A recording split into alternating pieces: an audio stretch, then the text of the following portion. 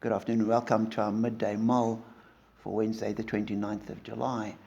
Continuing to read through Mark's Gospel, I was reading Mark chapter 11 today and was struck by two things. The first is Jesus sends his disciples, two of his disciples, to fetch a donkey for the Palm Sunday procession into Jerusalem.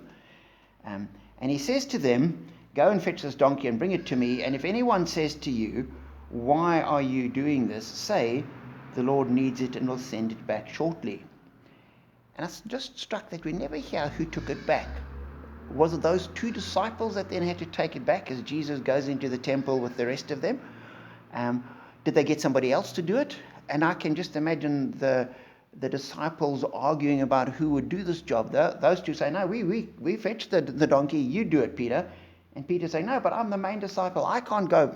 I'm going with Jesus. John, you take it." And John saying, "Me? No, I'm one of the three that went up the mountain. Bartholomew, you take it back." And Bartholomew saying, "Me? No, but I don't want to do it.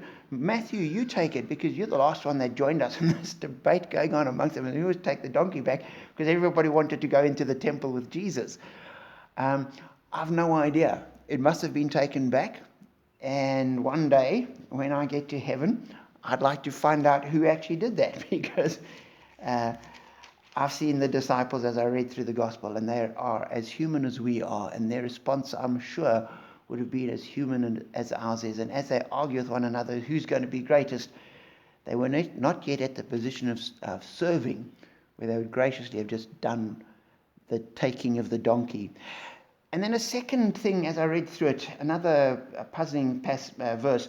Jesus sees a fig tree and there's no figs on it, so he curses it and says, "May no one ever eat fruit from you again." And the disciples heard him do it. And we're told the next day, as he was going into Jerusalem, they noticed the fig tree had withered from the roots. And Peter remembered this and said, "Lord, look, the fig tree's withered." And Jesus says, "Yes, well, if you have faith, you can do that." That issue with the fig tree, I've no idea what was going on there. Why was that? And I've heard various explanations how Jesus sort of a visual parable of looking for fruit, and if you don't have fruit, you're going to wither. And Jesus is a parable of condemnation for the nation of Israel, who God speaks about as a fig tree. Exactly what to make of it, I confess, I do not know. So there are two things that one day when I meet the disciples in glory, when I see the Lord face to face, two things I can ask. Well, there's going to be a whole lot that I still need to find out.